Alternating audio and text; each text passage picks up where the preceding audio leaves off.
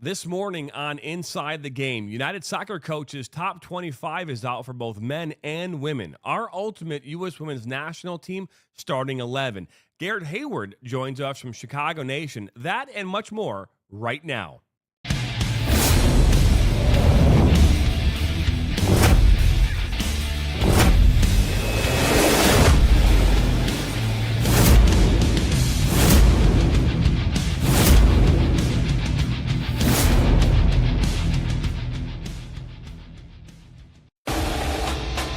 Welcome to Inside the Game on the National Soccer Network. Now, here are your hosts, Jonathan Turner and Nathan Wangler.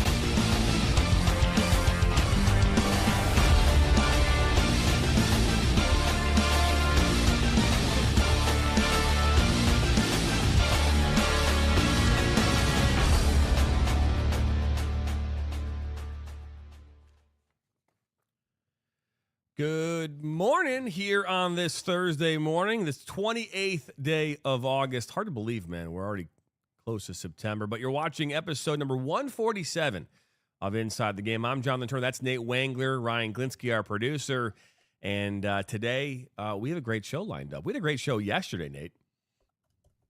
I would tend to agree. A lot of good conversations on that one yesterday. I know we try to get at least a few people in every week to have just good talks and be able to catch up with not only high school coaches, but, you know, we talked to the head coach over at Chicago Nation as well.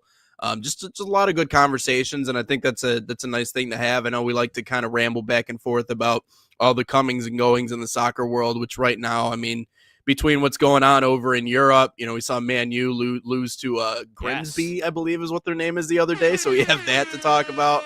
Yeah, exactly. The reaction videos were the greatest ever. We'll bring in Ryan Glinsky now since he's made his appearance. Man United lost to Grimsby Town. I made this comparison in my friend group chat, funny. And I was like, just think of if Alabama football. Actually, no, Alabama football is like too good to be. Think of a bad Power 4 football school losing to like an NAIA school. That's basically what happened yesterday. And it was awesome. It was great to see. They went down 2-0, and then they made it close. They got to a PK shootout, and then the guy they spent 60 million pounds on can't get it done, and it's awesome. It's cinema, pure cinema. Yep. And it's kind of that way. I mean, I've seen it done in basketball before. I've never like that type of between the levels is just, it's nuts. Crazy. So yeah, so we got that. Obviously, we got everything going on with USA Soccer. So a lot of good stuff to talk about is what I'm trying to get at here. Yeah, no, I know Ryan is so excited for our question of the day when he gets to do that horn, you know, but he got it off today pretty quick. It was right out of the gate. Yeah, but I'm still ready. I'm still ready for the late in the show. I know you are. Today on the show, we are going to talk about the top 25 United Soccer coaches rankings here for both men's and women's soccer. Do not have the I don't have it clipped up. My bad, dude. No, it's all right. I just didn't do it.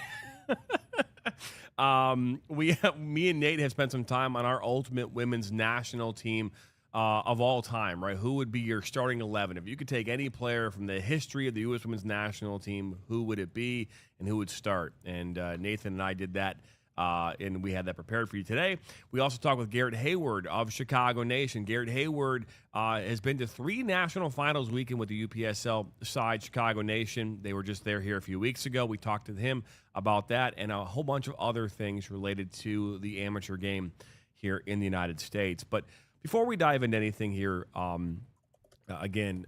we've talked about this before. We don't like to get involved in a lot of the political aspects of things. And for many reasons, me and Nate talk about this all the time. Like, you can get that a lot of places. You don't need to come here to get that from us.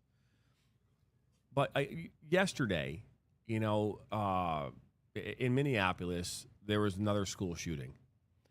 And, you know, my kids had their first day of school yesterday. I talked about that here on the air. And I believe while we were on the show, I believe this was happening or was unfolding in Minneapolis. I don't care where you stand in regards to the political spectrum of any of it, but kids are dying in schools. I send my kids to school. And like a lot of parents do around this country, they send them to school to go have fun with their friends, to learn, to be kids. And they're having, my daughter has to wear a see-through backpack to school. Now, to be fair, I don't understand what that's all about, because she can wear the see-through backpack from class to class, but she can bring in a regular backpack into school. That doesn't make any sense to me. But think about this for a second. Kids are scared. Last year, my daughter, I talked about this, I think, during one of our shows too. Last year during homecoming, balloons popped off in the school. They all thought they were gunshots. The entire school ran out. Police were called. It was a big deal. Balloons popped. Our kids are scared to go to school, and not for like the normal reasons. You think about being scared to take a test. Scared to maybe get picked on by a kid.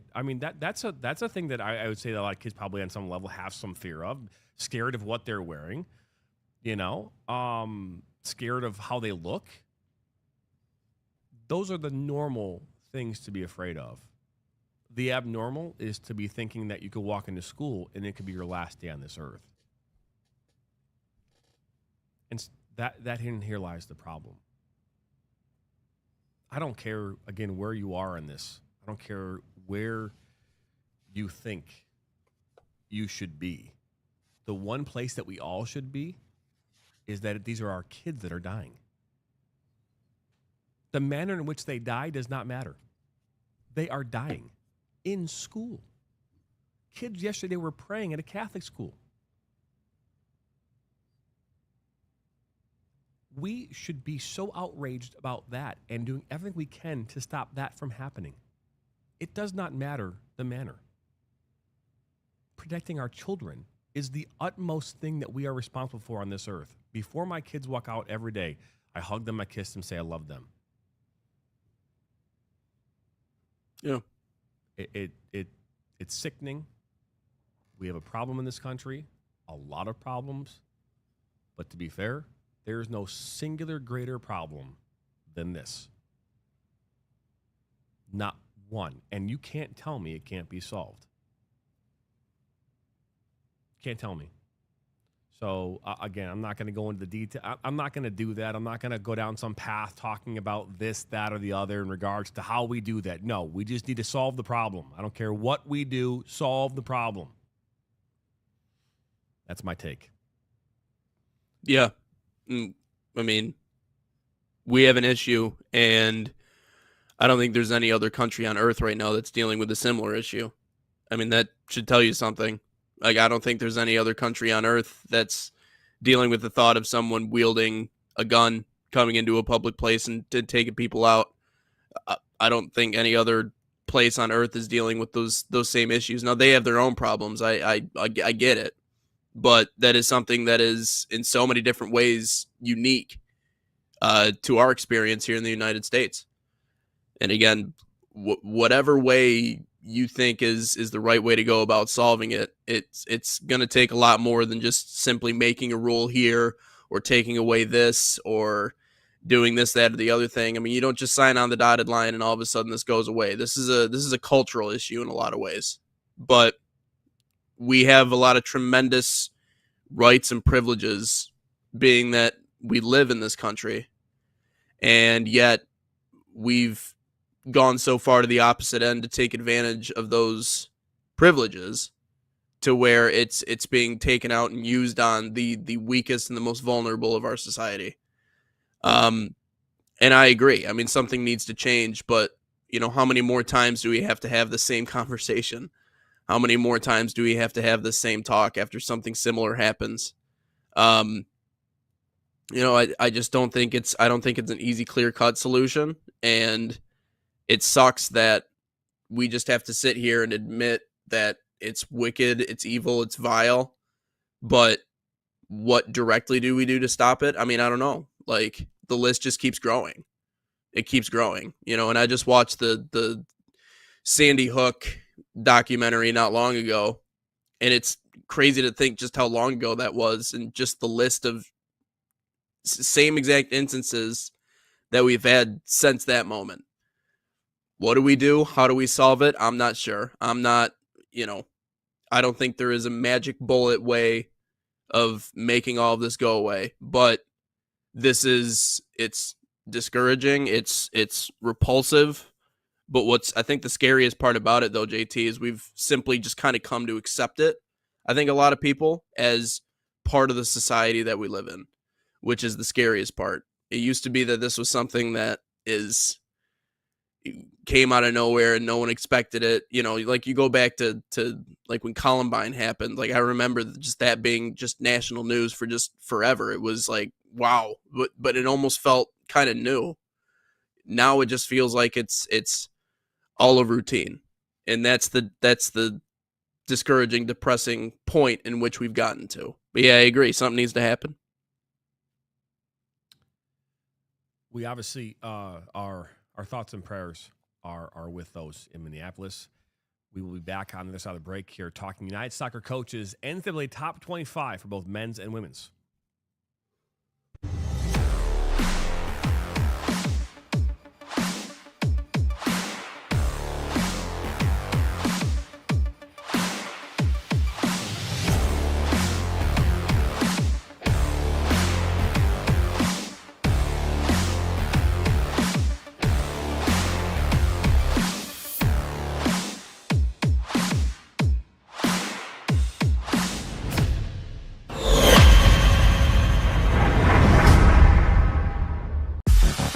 Flint City Bucks are Michigan's top soccer franchise with 4 national championships, 9 conference titles, and 15 Great Lakes Division titles. They have produced 107 players for Major League Soccer, and they focus on attracting top talent and shaping soccer's future. Michigan Bucks Academy joins NLS Next new competition tier starting in September of 2025. This offers elevated levels of play and flexibility for high school participation. The Academy will provide premier development, high-performance training, and exposure to scouts through regional tournaments and MLS Next events. For more information on tryouts, training programs, and key updates as we prepare for our first season in MLS Next new tier, visit MichiganBucksAcademy.com.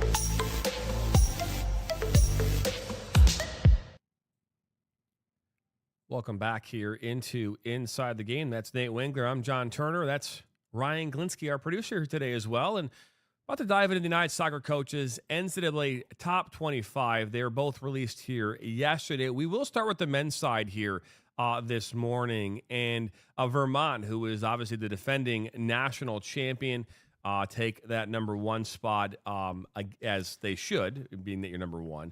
It's interesting because on the men's side, it's very different than that on the women's side. But let's talk about this here for a second, Nate. You've got Vermont, obviously number 1. They backed up their preseason number 1, which is a perfect opening weekend. And again, they get the most votes. Early risers, Stanford vaults from preseason 13 to number 4. Pitt jumps to number 3 after an unbeaten start. The big one here too is NC State at number 8, right? And so we talked about this before. Donovan Phillip, he's now at NC State. They just had a record attendance at one of their games. I think 3,500 people showed up to one of their games here just recently. So it's a very interesting top 25.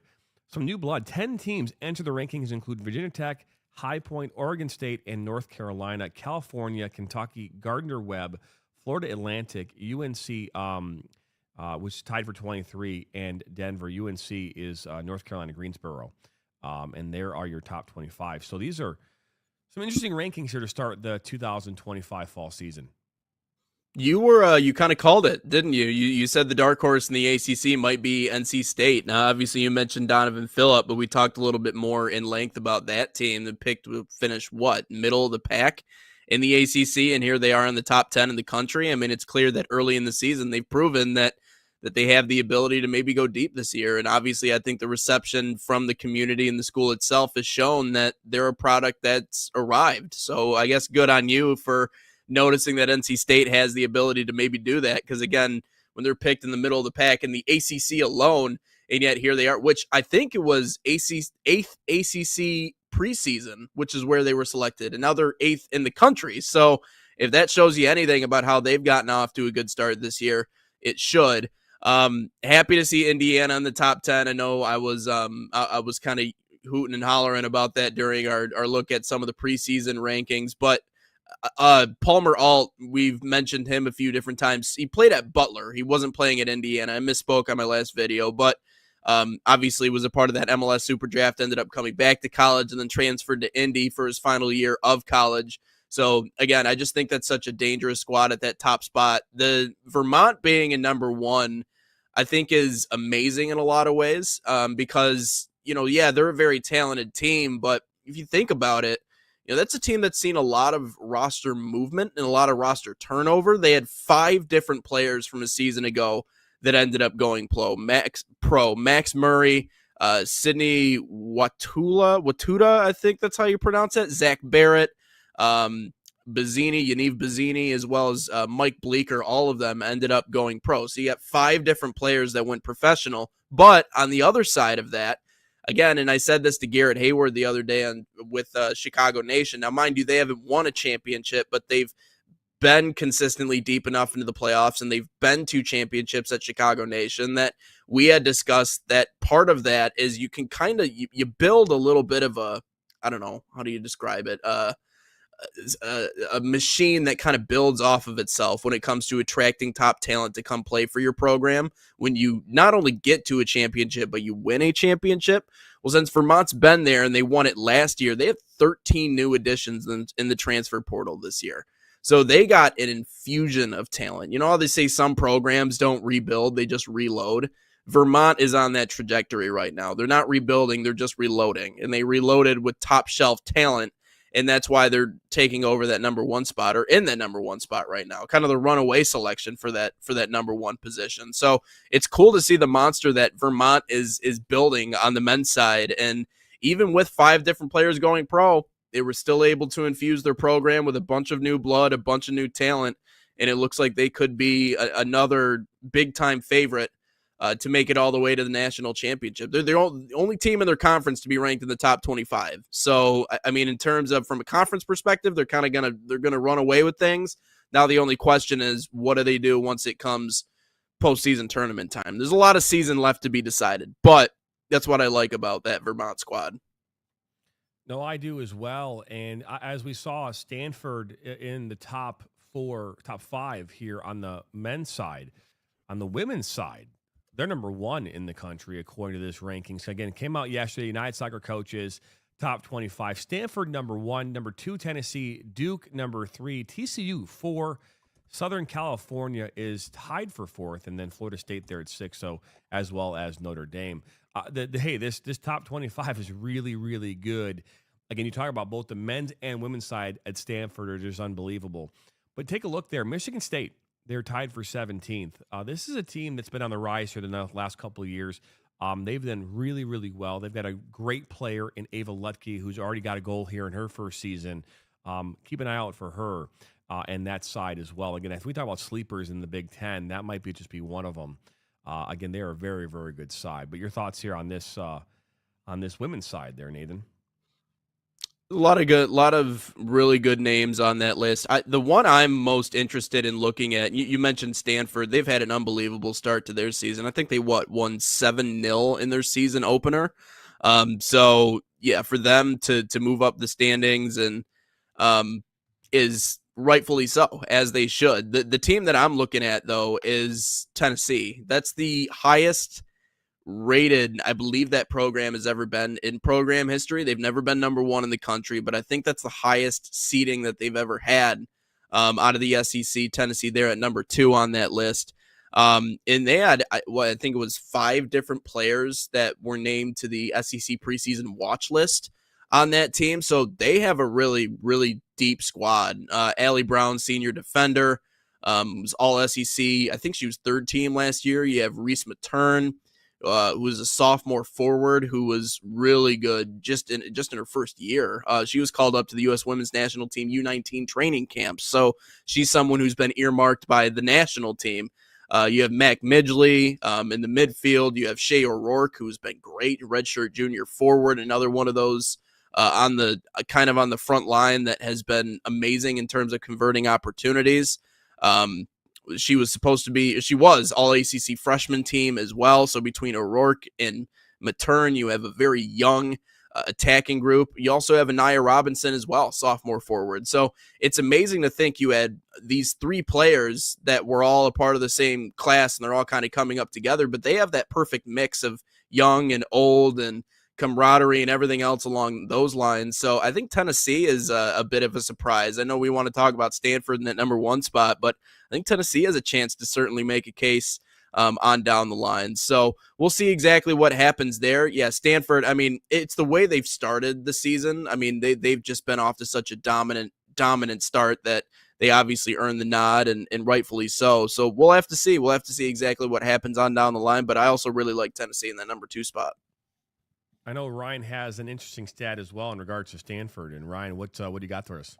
Yeah, so they've played 4 games this year, and they have scored 19 goals in 4 games and have only given up 2. Yeah. And one of that is against 16th ranked Santa Clara. Obviously, they're not in the top 25, probably because they lost 5-1 to Stanford, but they won 7-0 in the first game, as Nate mentioned, and then 5-1, 3-0, 4-1, and they just look unbeatable. Unbeatable. Yeah, we'll have to see what happens when they get into ACC conference play, but so far, yeah, if you're beating number 16 5-1, then I think you're showing people that you at least deserve to be in the top 10, but definitely the top 5. So that's, yeah, if that shows you anything, it should show you that they're off on the right foot for sure. Well, those are your top 25 according to the United Soccer coaches here for both men's and women's soccer in Division I. We'll keep an eye on that each and every week here throughout the rest of the season. When we come back here from break, we'll dive into the U.S. Women's National Team Ultimate Starting 11. Again, who are the best players of all time, and where would you put them in your starting 11? What would be your formation as well? That coming up here after the break. Experience the thrill of the game like never before with NSN's Game Rewind. Dive into full match commentaries enhanced with cutting-edge dynamic graphics, letting you relive the highs and lows of your favorite matches in astonishing detail. Whether it's a championship win or a legendary play, NSN Game Rewind bridges the past and future with a broadcast experience designed to captivate. Call 586-304-4405 and start watching today.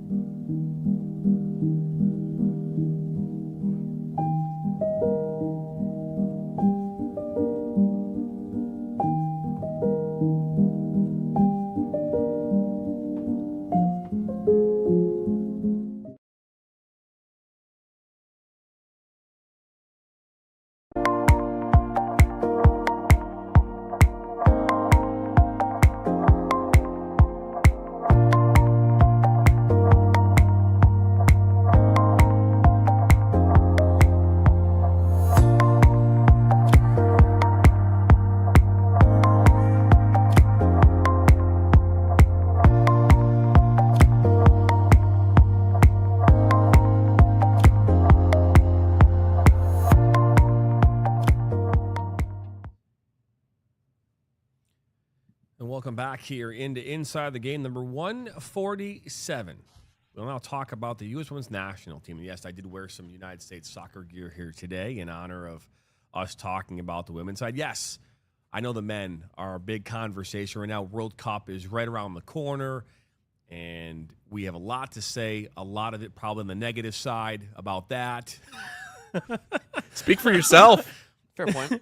I mean, negative in the sense of, well, I don't, whatever. Okay, that's a whole nother conversation for another day. But today we talk women's soccer, and we talked about the greatest women's soccer moments of all time here back on Monday. And the women's national team holds an honor that no other team can hold, which is they are the first ever World Cup champions in the history of women's soccer. And so they've won it 3 times? Right? No, 4 times, right? Yeah, 4. So 1991, 1999, 2015, 2019. Yes. I think those are the four times, right? Yeah. So obviously the men's side, we haven't even sniffed it. I mean, we've been in the World Cup, but I mean, like, if we were to say how close they were, I mean, the closest they've ever been was in that quarterfinal match, Germany, right? Where we could talk about that. That is closest as they will ever get. At least, well, that's the closest they've ever been to sniffing, I guess, a World Cup final. But let's dive into here's my starters. First off, my formation is a 4-2-3-1. We'll talk about why that is in a second, but here it is. In goal, Hope Solo. For me, my goalkeeper needs to be not only a great shot stopper, but you got to be a little crazy. And Hope Solo meets those 2 things. Okay, so a little crazy, and I'm a goalkeeper myself, and I can say I'm a little crazy. So great shot stopper, little crazy. Okay, my back line, left back, Brandon Chastain, Joey Fawcett, Christine Rapinoe, and then Allie Krieger. Right, those are my back 4. Fantastic. Again, I have 2 holding midfielders, Michelle Akers and Julie Ertz. All right, both those players in their day, unbelievable defenders and great getting forward. And then you talk about your midfielders, the 3, Christine Lilly, Carly Lloyd, and yes, Mia Hamm out wide on the right. And then up top, Abby Wambach. Okay? Abby Wambach is a great target player. Mia Hamm has the speed and the ability to get forward and do so in ways in which she can score massive amounts of goals. You're going to say, John, well, where's Alex Morgan? Where's Alex Morgan in this? Where is Alex Morgan? Well, thanks, Ryan. That was more of a rhetorical question. Alex Morgan. Well, you asked. Alex Morgan is a phenomenal player. But if you're talking about me picking the best players on the field of all time, if you're saying I'm picking my ultimate team, Alex Morgan's coming in off the bench.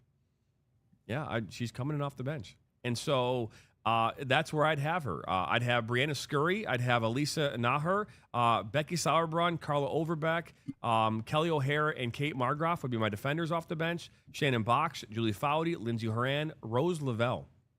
And then my forwards would be Alex Morgan, Megan Rapinoe, Tobin Heath, and Tiffany Milbert would, again, just kind of miss out beyond the fringe. And, again, interchangeable, but this would be my starting 11 if I could pick the best players of all time. And you got the whole bench and everything too. I didn't know we were. I didn't know we were selecting the reserves at the same exact time because I see you got all the. No, it just. I think especially for those who are like, why isn't Alex Morgan in there? I mean, like again, it's like if you were to like, oh yeah, 11 that's fair. And Christian Pulisic wasn't in it, you'd be like, well, you'd have to explain yourself. I felt like I needed to explain why she's not in this lineup. Has nothing to do with her abilities. I just feel like if I was to be given this opportunity to pick the team and go out there and field the team that could be against, let's think about this. If you're doing this also against other countries that are also doing the exact same thing, right? You get to pick your best players. You can't not have Mia Hamm. You can't not have Abby Wambach. I mean, unbelievable in the air. I mean, I don't think I can. I just don't see how I could have her in there. When I also talk about the ability of Christine Lilly, who work rate 350 caps. It's impressive. Yeah.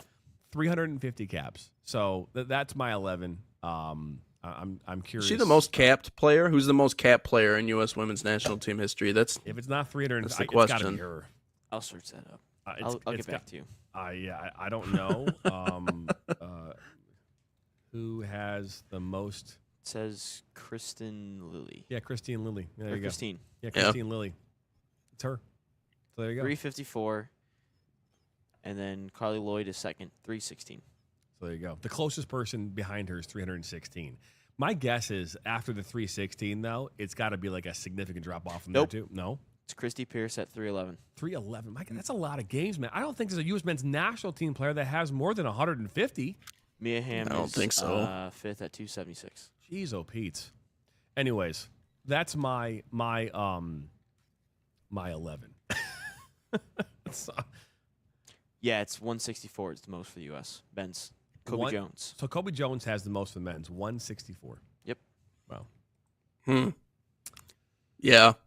Yeah, the only thing about the list, and I ran into the same issue when it came to putting together mine, was goalkeepers, but only because I think that's more of a generational question. I think if you were to go generation to generation, like, you would have a different answer for that. Obviously, you have Brianna Scurry, who's regarded as one of the best in the history of the U.S. women's national team. But for me, the tough thing is when you grow up watching a certain crop of players, you begin to believe that there's no way you could have an all-time team without those players on it.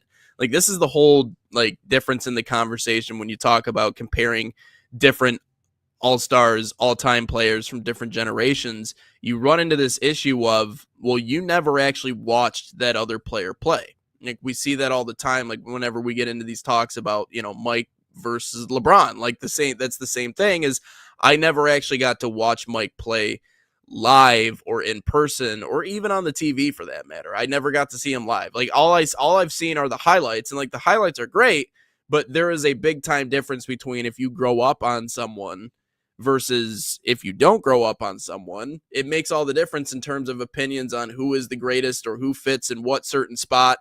And that's what I find, at least when it comes to the goaltender position, because I personally went with Hope Solo in that spot too. I mean, I think she's got a little crazy to her as well. Looks like we're running a 4-3-3 here. So obviously I think Hope Solo, it has to be, because you're right, a little bit of crazy. And, we were talking about our top 5 moments. She was specifically on that list for the save heard around the world. So I'm pretty confident with my back line here. Chastain, obviously unbelievable. Sauerbrunn up the middle, Ramponi, and then we have Ali Krieger out wide to the right. There were a lot of good, in terms of defense, that there were a lot of good options. As far as I'd seen, that's probably the most solid of all those lists. Michelle Akers, I don't really think you can have an all-time U.S. women's national team list without including Michelle Akers. In a lot of ways, she was, iconic for that team, pivotal figure in their early success, including that World Cup victory in 1991. I mean, she's kind of the OG in terms of midfielders for the U.S. women's national team. I don't think you can have an all-time list without her. And I know the first one that I gave to you did not have Michelle Akers on it, but I had to turn around and quick change that up. Carly Lloyd, for obvious reasons, powerful midfielder, goal scorer, can get forward. Achievements in multiple World Cup, multiple Olympic titles, top scorers in U.S. women's national team history. You can't have a list without Carly Lloyd. Megan Rapinoe is someone else that I think is squarely on that list as well. I mean, skill, leadership, star player in 15 and 19. But I think, obviously all of her stuff off the field might murky the waters a little bit. It might force people to look at it a little bit differently. But what I do love about Megan Rapinoe is, and you can't say that she didn't, she was a good leader. I mean, she led that team from the front. And so that's someone that I want in my locker room. Whether or not they maybe, rub shoulders with people the wrong way, they're going to force you to be accountable. They're going to force you to be stand up. And so I think that's what Rapinoe did, and in doing everything she did, not only on the field, but off the field. I think that she's someone that you need to have if you're going to go up against the greats from other countries. But Alex Morgan, obviously, we know her story. I mean, I don't think, me personally, JT, and you might think I'm wrong here, I don't think you can have a starting 11 without Alex Morgan. She was great, especially in those 2 World Cups in 15 and 19. Abby Wambach, you can't have a starting 11 without the best all-time scorer, and then Mia Hamm there at the bottom that we've already talked about as well. I mean, widely considered to be the greatest. I mean, Hamm was a record setter in goals and assists, dominant force in the 90s, early 2000s success, 2 World Cups, 2 Olympic gold medals.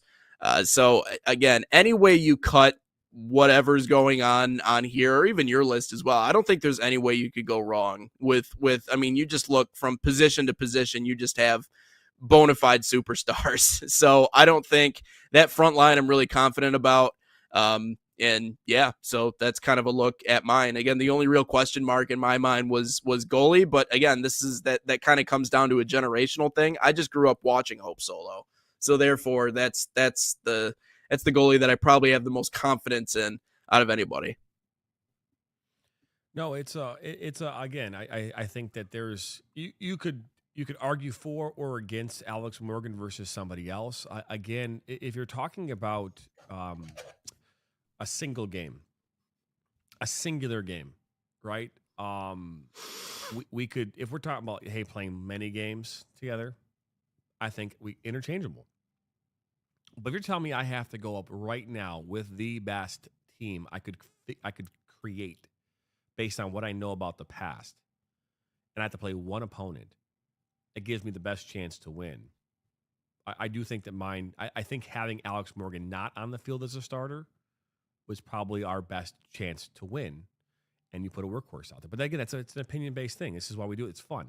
It's designed to create, maybe some people out there, having some conversations about why we did or why we didn't do something. So it's perfect. And I think that, again, we could have 7 people up here, and they're going to give us 7 different answers as to why Alex or Mia or Wambach, that's the beauty of opinions, is anybody can come up here and do this. So I agree with you. I think that this is a great exercise, and I'm looking forward to when we have a chance to do it, obviously, with the men's side as well. All joking aside, not negative, but it was a fun thing. Coming up here, we had a great conversation. We actually recorded this yesterday, so even though it's going to say 1-4, we did record this yesterday. But coming up next here, Garret Hayward joins Inside the Game to talk about Chicago Nation and what the playoffs were like for them here last week. 2 weeks ago. Take a look at that here on the other side of the break. Are you ready to create unforgettable moments for your audience? NSN offers professional live streaming and full broadcast services tailored to your needs. From high-quality production to exceptional coverage, we ensure your game or event becomes a spectacle to remember. Book your next game with us today. Call 586-304-4405 to schedule your broadcast and let NSN bring the action to life like never before.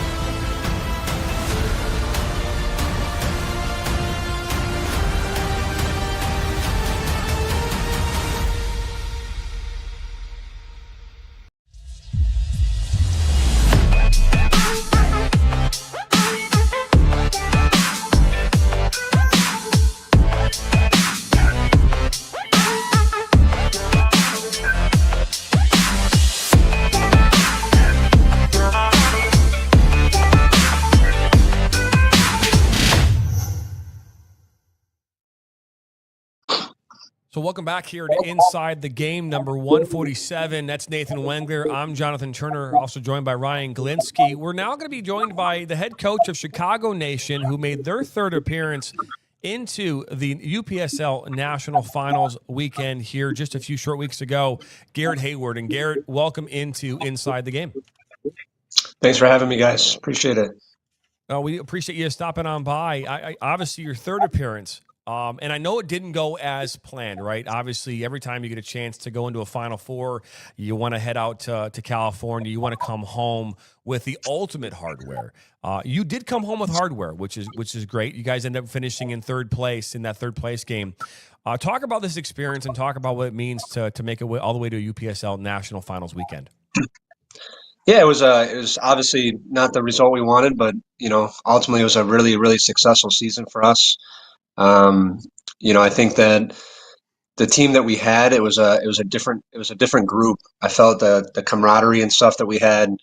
We had three travel games, one to Detroit, Michigan to play the Detroit, Michigan City. So their number 2 team, good success there. And then we went back on the road to Cleveland. We played against a really strong side of New York Shockers. And then we played New York Bravehearts, and ultimately making it to the Final Four. It was definitely an experience. California was probably the most beautiful venue that we've been a part of. Avenue that we've been a part of. The summer, dig deep, and at least walk away with some hardware and stuff for the third place game. So it was obviously not what we wanted, but still a really successful season for the guys, and we're excited for the new season ahead of us here. I think despite maybe not winning a championship, I still think there's something to be said about you guys being as consistently good as you are. And I think making it there, there's something to be talked about there because you've created a standard, with how much winning you guys have done.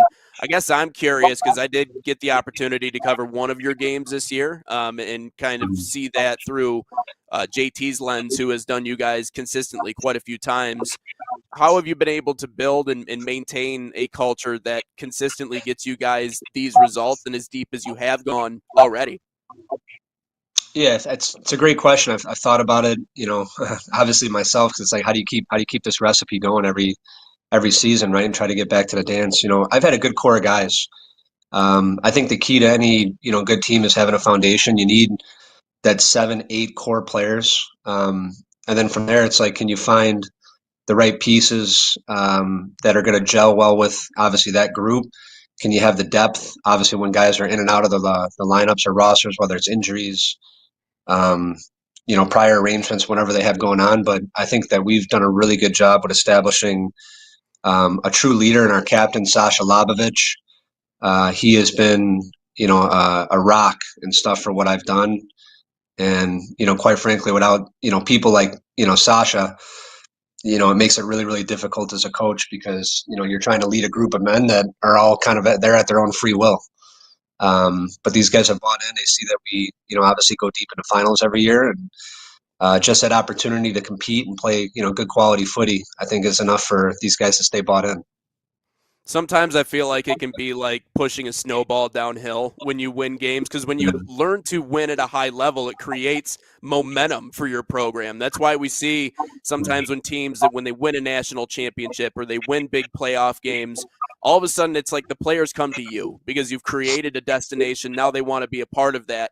How much has that influenced recruiting and getting new talent and new players to kind of surround that core? Because sometimes winning can have that positive momentum effect to where it just kind of builds on itself. Yeah, you hit it right on the head, man. There was a couple seasons that we had not quite made it as far as we typically would in our past.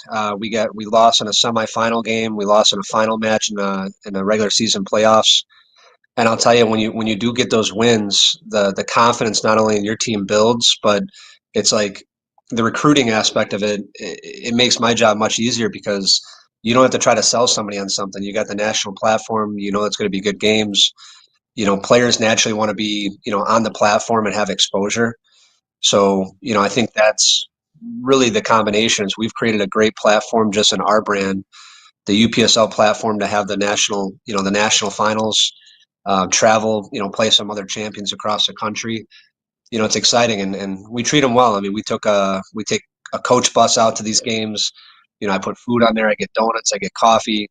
I really treat these guys. I feel like they're pros for that weekend, right? And that's what keeps these guys bought in, and obviously then you build that culture, because once you get these guys all together, you start to get that camaraderie. You start to hang out together, eat together, right? After the celebration and stuff, you're having a few drinks on the way home.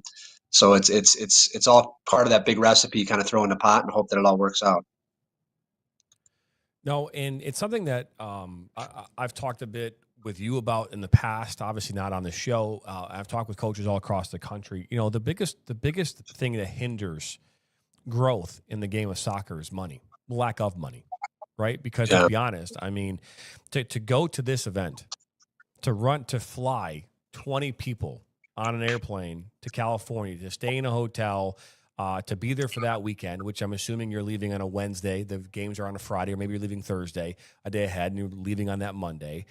You're there for 4 or 5 days. That costs money. And so unless you have significant sponsorship or a great following of people who are coming to pay and watch your games, this is coming out of someone's pocket. It's coming out of a coach's pocket. It's coming out of an owner's pocket. It's coming out of someone's pocket, the players' pockets maybe. How hard is it to compete at this level when it comes to the financial component of it? Because that's a big thing. This isn't like this was like in Chicago. You had to fly across the country with your team. Yeah, it's the hardest part. Not only do you have to worry about obviously the quality of recruiting, the players, game planning. I'm essentially kind of doing everything with the team. It's really just me, myself, and I. And I'm grateful that I have a good career and job now. My wife would disagree that money should probably be allocated towards, kids' college, which I'm doing as well. But it's been a blessing that I've been able to do it. I have a lot of people interested in coming in with the club, sponsors, partners. I've really just tried to get it to the right point that makes it attractive enough for somebody to even want to, make an investment in it, right? And it's crazy that you have those conversations with these investors, and they always ask, "Hey, what's my ROI? Right? What am I going to return if I put my money in?" And in this game, unless you're, to your point, driving a bunch of fans, ticket sales, selling merchandise, right? Viewership through streams. It's hard to show some of these returns when you're selling these people. And I do sales for a living, so I think I'd have a little bit of an advantage in kind of getting myself out there and selling myself to some of these sponsors. But it's tough. We train 1 day a week, so that team and product you guys saw on the field. We train 1 day a week, and I get maybe 2/3 of my guys to show up. It always is in the back of my mind, if I could have that same core consistent group all season, and I'm training even 3 days a week, 2 days a week, where everybody's showing up and we can actually put in a proper game plan, not just, me kind of wing something from my hip. It's scary to think that, what we could do, but you're dealing with all the outside influences. These guys get paid to play in other leagues. There's so many different factors. They got outside jobs, right? Our captain comes from working a construction, job all day and yelling at people, and he's working out in the heat, 90-degree weather, and he shows up on the the weekend to play a 90-minute game because he plays all 90 minutes and he's not allowed to come out. So that's the one thing that I wish I had, is a little bit more control. It's not a real controlled environment. It's inconsistent. It's difficult. You're constantly babysitting. You're constantly having conversations, trying to motivate guys. It is a long grind to get to where you guys saw that final product and stuff in the Final Four. Which even is more impressive because 2 years ago, I had a chance. Last winter, maybe it was like a year ago. I had a chance to travel to Irvine, California, to where you were at a championship stadium, to call the UPSL fall finals.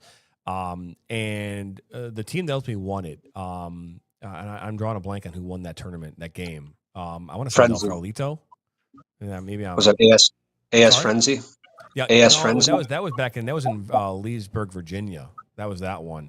But anyways, their team had never practiced. They never practiced together. And I was like, that when we were talking with coaches before that, I'm like, you never practice at all? And they're like, no, we don't practice. I was like, wow. Like we never train. Like these guys are playing soccer all over the rest of the week, and we show up at game time, and a lot of times these guys they're showing up like 5 minutes before the kickoff, and then they go out and win a game. And it just shows you the kind of level of player that you're talking about. Like if a player can just show up, put their cleats on and their shin guards or whatever you want to call they're playing on their shins nowadays, and go out there and play and have success without training, it just goes to show you what kind of a caliber player they are and where they've come from. But you're absolutely right when it comes to the environment, right? We were just talking about this on the show yesterday about this pre-professional environment. This new way of explaining, or for us, mansplaining the new term of amateurism, right? That's what it is. It's a sexier way of us saying what amateur soccer is. We call it pre-professional. We call it path to pro. What do you want to call it? And the difference between a professional environment and what your environment is that there's actual contracts where you're being paid. This is what you're getting paid, or this is what you're getting paid. That's the difference. Now, players are still getting paid in these environments. It's more like, hey, here's a couple $100, here's $500, here's, hey, come play for my team this weekend. We're going to win some money. Like that's really the environment. But what separates the UPSL, Chicago Nation for that matter, from a League One team, from a championship team? I mean, you guys have 50,000 followers on Instagram. If I'm not, the last time I looked, I go, there's a lot of professional teams that don't have that many people following them. So what separates Chicago Nation from the likes of a League One team? I mean, it's money, it's backing, it's power. It's, people that, want to get involved in a game and own a professional team. I mean, I'd say right now, if somebody's coming into a market and they want to, own a soccer team, I think we've positioned our brand at the top of the list. This market in Chicago is very, very difficult. I know there's several other difficult markets throughout the U.S., but if somebody's truly coming in and wants to rival, say a Chicago Fire, I think we have a really good brand for it. The brand was actually built, originally and stuff to create a platform that didn't exist here. It then kind of changed for me to saying, hey, this is actually a brand that could be another, potential, pro team in Chicago that could actually be, underneath the Chicago Fire and, just create more opportunity. The amount of talent that's here in Chicago is absolutely astonishing. You don't have to go. I don't have to pull players from outside. All the players that we get are from Chicago. We get a couple that are from Wisconsin to drive, but the talent's here, right? It's just a matter of going to some of these different leagues, different games. We have our social media where naturally everybody just follows us. So a lot of my recruitment just comes through my Instagram channel. They send me a resume. They send me highlight videos. We invite them out to a training, right? And I feel like for every 10 players that come in, you hope that you get, one good one that can kind of, get invited back to the next training and hopefully make an impact for the team at some point. But yeah, I mean, that's for me, I'd love the opportunity to, get our brand out there to people that are interested in having a pro soccer team. That would be, I think a next big step and stuff for our brand and, what we've created, that all that hard work has been done to establish the brand. Chicago Nation calls home the UPSL Midwest Central Division. Is that right? Correct. North. Yep, correct. Central North. They've changed it. When there's two divisions, it's North and South. When it's one division, it's Central. So. And you guys are competing in this fall season as well, correct? We are, yeah. And so far, how are things looking so far in the fall season? I mean, you obviously just left. It was August the 9th, right? Was where you were in California. Yep. And now you're already kicking off your fall season. We had our opening game against TBD International. They're out of Madison, Wisconsin. He's actually a good friend of mine. His name is Sam. He brought me down my favorite Spotted Cow beer that's only made in Wisconsin. So, and then he actually pulled out a 0-0 tie. We had about 5 new faces in the lineup. Good young players. It was really just kind of one of those stalemate type games where you couldn't figure out how to score. So it's just funny going from the highest level of being at the Final Four to then you come back, you got the first regular season game. Going back to your point as far as finding momentum, you could go and play a professional side or a team that's stacked, right? And you can come out with a result or look like you should be on some of the national platforms as a pro club with some of the plays that you make. And then you can go and play a team on Sunday and, have a mediocre performance and come away with a draw, right? And hats off to them. They defended their box and packed that box like, has been a recipe that teams have used against us now for the last, couple of years. These guys all just defend and you saw it. They were very, very excited that, hey, they just played a team that just made it to the Final Four. These guys are coming in with motivation, with momentum to, make a name for themselves. And sometimes that's another struggle is our guys have a hard time finding the motivation sometimes to show up for these games that they don't see as important, right? Which ultimately, if you have a good regular season, you put yourself in a position to host through some of the national games, and it makes the whole process much easier. So yeah, we're back in the grind. We're finding new young players. We got a couple younger. We have a 17-year-old that just came to us from Orlando City. So speaking of the recruitment process, so he actually found us on social media. He was with the MLS Next Orlando City team, and now he's playing with us. So we got new face there. We got a kid that was with Madison, Forward Madison, USL1. He transferred out to Amazonas in Brazil. Then ultimately just came back to, play with us. So we have a lot of really good young talent that we're mixing in. And now it's just about finding the right guys and, finding the right thing that clicks and getting back to a consistency. And we mentioned it earlier, with the position that you guys are in, it's all about providing a pathway for a lot of these players to continue to not only improve their own games, but to get to the next level. I mean, that's one of the biggest reasons why you're in the position that you're in. And I know you've had some success stories, and I'd love to hear about some of those players that you have that are signing with those professional clubs. But it reminds me a little bit of like independent leagues in baseball. Sometimes like Frontier League, you have players that are working jobs and doing different things, but they're playing with the intention of getting back into affiliated ball. And obviously in the position you guys are in, you have players that have day jobs, have other things, but then they're putting that aside to come play for you with the hope that they can get to the professional ranks. What are some of your success stories, and how have some of your players that you've worked with been able to work through that to get to the next level? That's one thing that we've kind of struggled with. It's a very tricky thing trying to get a player from an amateur league. And this is something that I feel that, I would love to have some discussions with even the UPSL and creating a platform that, for example, how many scouts were at the Final Four, right? How many pro clubs and pro teams had eyes on that game? I would imagine it was maybe a handful, but that's something that we should be bringing, especially the Final 8, Final 4. There should be logos, there should be teams listed that, hey, these guys are in attendance, and making that kind of a better pool as far as recruitment, right? Because there's some talent on that field, man. Some of the guys that were in those games, I mean, you look at that Jan Diamande guy that went on to sign a $26 million transfer to Levante or whatever team that was in La Liga. That was incredible. But was that the doing of the player? Was that the doing of the team that was organizing it? Was it the doing of the UPSL? You provide the platform, but I think if we can make a direct connection with some of these pro clubs and really create a true pathway, that would be ideal. Now, recently we had just sent one of our players, Michael Flores. Michael was a Chicago Fire Academy product. He had won a national championship in the MLS Next.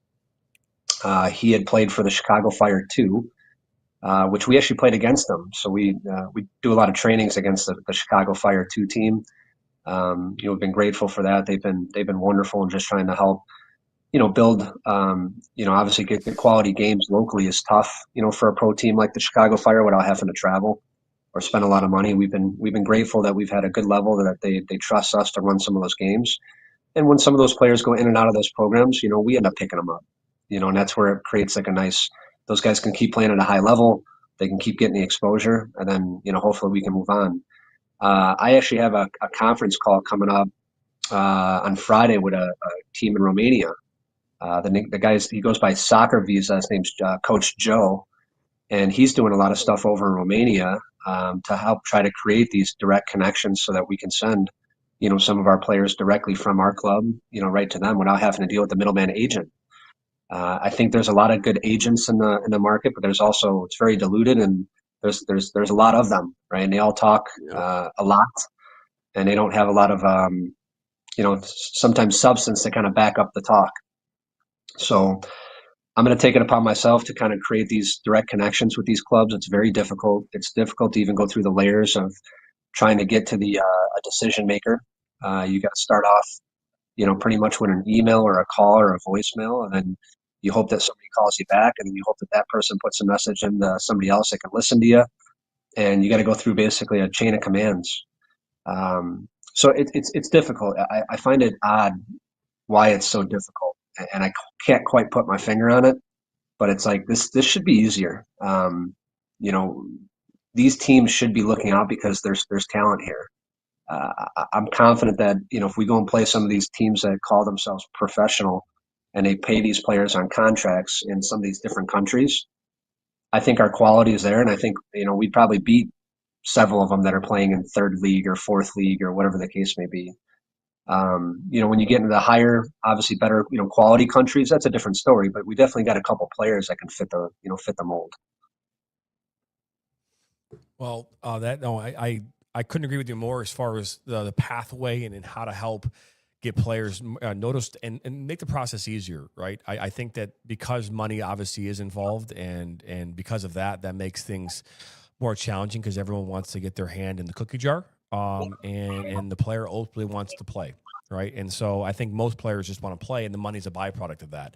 And if they can live and have a great lifestyle, that's also a bonus, right? But Garret, man, we appreciate you stopping on by and joining us here today on the platform to talk about Chicago Nation and obviously your success here in the spring season. Coming up next here on Inside the Game, we're going to have our question of the day here on episode number 147. Garret, thank you again for stopping by, and we hope to have you here again soon. Thanks, guys. Appreciate your time. You're very welcome. Thank We'll you. be right back. Have a good one.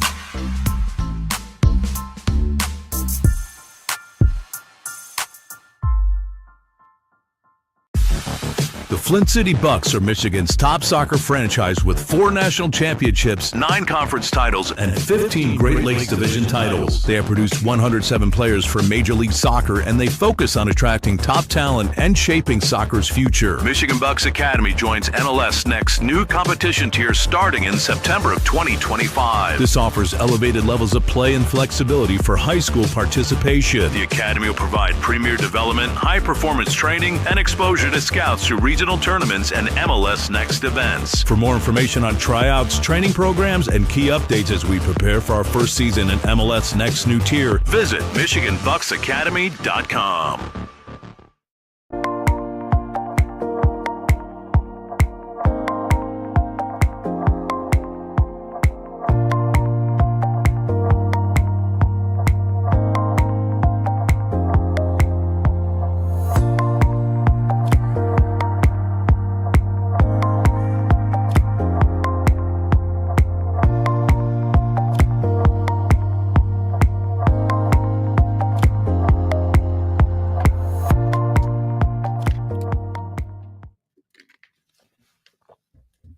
Welcome back here into our Shelby Township studios and in Grand Rapids. I'm Jonathan Turner alongside Nathan Wangler, and that obviously Ryan Glinsky, our producer as well. That was a great conversation that we had with Garret Hayward from Chicago Nation. And we're going to dive now into our question of the day. Yes. And I know this is Ryan's shining moment.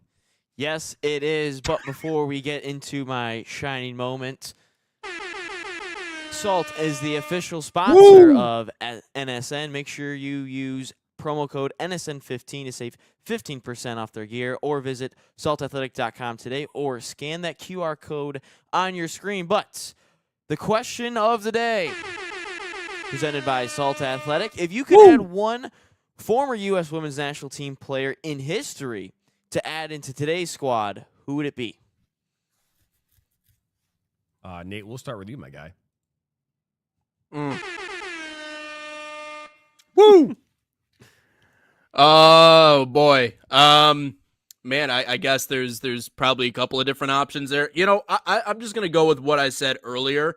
It's interchanging in terms of who we have in goal. I think Brianna Scurry deserves the recognition of being arguably the best goaltender in the history of the U.S. Women's National Team. But we have this clash of generations when you talk about the OGs and what they established, and winning 2 of them in the 90s and then coming back, and then 2015 and 2019. So you have really 2 different iterations of the U.S. Women's National Team that you can pull from, that you can confidently say, okay, we can interchange really any player for any position on either of those 2 teams. But that's where I'm going to go with this on this one, is just all of my positions I think are sound. I don't really think there's anyone I would love to substitute in any particular spot. I think what I have is pretty solid. I will say, though, at least in goal, I would probably put Scurry, or at least give her some sort of consideration over Hope Solo. Because it's like the one thing that the U.S. has done, and even on the men's side too, I think this is important to mention, on the women's side and on the men's side, they've developed some pretty good goaltenders. Like, if there's one thing that the U.S. has done, we've actually developed some really good goalkeepers over the years. I think Tim Howard's a good example of that on the men's side. Now, mind you, obviously we didn't have a good enough team in front of him in order to win anything major. But I definitely think Scurry probably is the one, if I'm going to substitute anybody, probably her over Hope Solo. But that's about as far as I go with that one. Yeah, this is a great question, by the way, and I honestly, this would be a very interesting one when we talk about if we have the men's side. The same question comes up. This was a Ryan Glinsky question, by the way, so I want to give credit to Ryan. And there it is. So, when you talk about like this team right now, like what player, if in their prime, would be like the most impactful player? And I would have to go with none other than Mia Hamm, right? The greatest player to ever play the game on the women's side. We could talk about other players who've come the way. I mean, Carly Lloyd could be in that conversation.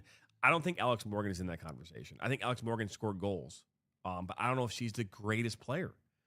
We're talking about the greatest player ever. Is that what the question is? Or no. I'm just. My point was that because again, if you're talking about a player that would go into the lineup right now that would have an immediate impact and mess with this current team, I think it's Mia Hamm. Or again, I don't think it's even close. Or it could very well be one of the new 27 new players that the program has now, the U.S. Women's National Team that Emma Hayes has introduced. I mean, this list is going to change, right? And we're going to get into 2027, and they're going to make another deep run towards the World Cup, and all of a sudden this list might shift around a little bit once we learn who's who and who emerges as the next superstar on that team. Like, that's the fun thing, is that this is an ever-evolving conversation. This is not a closed conversation by any stretch. We got to figure out what happens in 27. But yeah, no, I agree with you. I think Mia Hamm is, I mean, if we're going to pick one GOAT, if we're going to make the GOAT conversation out of this, I think Mia Hamm is that, personally. Yeah, it was never a GOAT conversation. I just think that if I'm looking at it from the perspective of what gives us the best chance to take the next level, you know what I mean? And you could insert players all over, right? But impactful, I still believe she holds the most goals in U.S. Women's National Team history. I still believe that's her record. I'm sure Ryan will Wambach for me here shortly. Abby Wambach. Wambach has it. I apologize. Wambach. Yeah, yep. That's right. Wambach did beat her. Thank you, Nate. But I still feel like when it comes down to it, like just her knack for scoring, I think that just makes it it's my thoughts. So, I think it's a great question. I think it obviously it's thought-provoking. That question's available on Twitter right now. It's also available on our website. It's available on our YouTube channel, so check that out. So go ask yourself that question. I just answered it. Definitively, what was yours? It was just saying Brianna Skir versus Hope Solo. That was yours? If there was one I had to switch out, yes. Everybody else, though, I think is firmly where they are. Okay. Good to know. All right. Well, hey, episode number 147 is in the books, ladies and gentlemen. That's a wrap on number 147. 148 tomorrow here. Hey, my daughter came home last night from swimming, and she had some fantastic news. I was not allowed to share it today on the show because she said her teammates didn't know yet. So, not that they watched this show. But tomorrow morning, she'll be here in studio sitting right next to me, and we're going to ask her what big news is. It'll come right out of her mouth, not mine, and that way I can't get myself in trouble. Can I slam the horn then when she announces it? Damn right you can. Damn right you can. Something that I consider favorite button, I never accomplished in my entire lifetime as an athlete. So I'm super excited about sharing that tomorrow here on the show. We'll continue the conversation tomorrow about the U.S. Men's National Team Ultimate Team of all time. We were going to do the starting 11, who we projected to start in 26, but I think just based on where we're at, let's get through tomorrow with this. We'll dive into that next week, and that might even turn into a whole week show. Who knows? But either way, that's Thursday. That's a wrap. 147 in the books. That's Nate. I'm John. Ryan Glinsky, our producer. Be back at this again tomorrow morning here on Friday, the 29th, right before Labor Day weekend. My goodness, don't forget that. And matter of fact, on Monday we're not gonna have a show. By the way, I'm taking Labor Day, and so are you, Nate. All right, Ryan, I don't care what you do, but Nate and I are taking the day off. I'm taking the day off too. Ryan, it's all you, man. You're going solo. Have fun. So if the company has an issue, it's my fault basically on Monday. Ryan still has to produce. Yep, you got it. On Monday. What's up, guys? You got the soundboard. You got everything. Just spam that horn button. There you go. Yeah. There we go. For All a right, whole well, hey hour, guys, that's it. and everybody out there, have a great rest of your Thursday. We will see you back here tomorrow morning, same time, same place on Inside the Game.